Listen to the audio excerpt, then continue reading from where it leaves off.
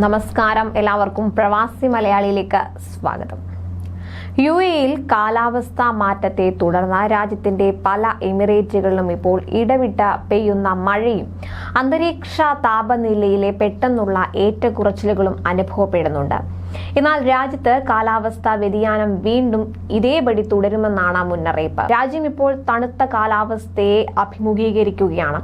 ഇതിന് പിന്നാലെ മഴയ്ക്ക് സാധ്യതയുണ്ടെന്ന റിപ്പോർട്ടുകൾ കൂടി പുറത്തുവരുന്നുണ്ട്. പകൽ സമയങ്ങൾ പൊതുവെ ഭാഗികമായി മേഘാവൃതമായി കാണപ്പെടുന്നു.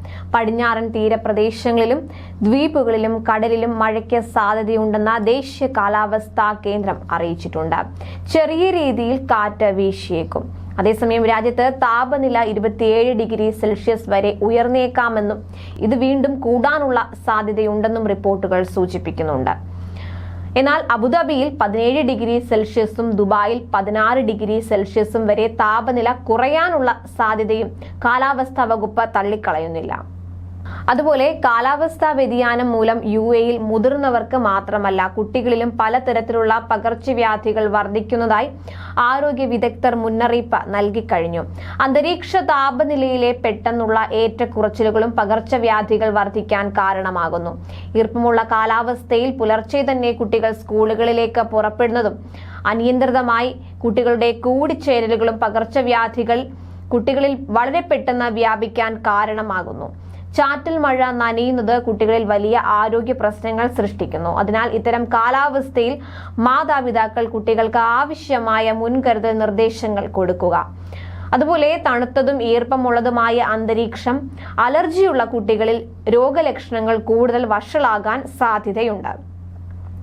ഇത്തരം സാഹചര്യങ്ങളിൽ മൂക്കടപ്പ്, മൂക്കൊലിപ്പ്, ചുമ, തൊണ്ടവേദന, ശരീരവേദന, ക്ഷീണം എന്നിങ്ങനെയുള്ള വല്ല ലക്ഷണങ്ങളും കുട്ടികളിൽ അനുഭവപ്പെട്ടാൽ ഉടനടി അടുത്തുള്ള ആരോഗ്യ കേന്ദ്രം സന്ദർശിച്ച് ആവശ്യമായ നടപടികൾ കൈക്കൊള്ളണം.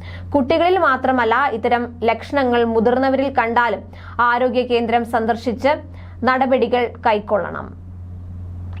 മഴയിൽ നനയുക, കളിസ്ഥലങ്ങളിലെയോ മറ്റോ അശുദ്ധ വായു ശ്വസിക്കൽ, മോശം ശുചിത്വ രീതികൾ, പോഷകാഹാരക്കുറവ് എന്നിവയും അണുബാധയ്ക്ക് കാരണമായേക്കാം.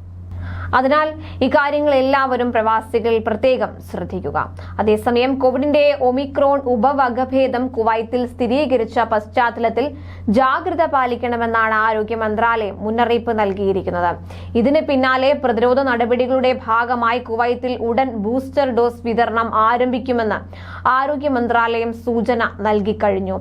ഒമിക്രോൺ വകഭേദത്തിന്റെ ഉപവകഭേദമായ XBB.1.5 വൈറസാണ് കുവൈത്തിൽ സ്ഥിരീകരിച്ചത്. പകർച്ചവ്യാധി നിയന്ത്രണം സ്ഥിരത കൈവരിച്ചിട്ടുണ്ടെന്നും പ്രതിരോധ മാർഗങ്ങൾ സ്വീകരിക്കാൻ മറക്കരുതെന്നും ആരോഗ്യ മന്ത്രാലയം ആവശ്യപ്പെട്ടു.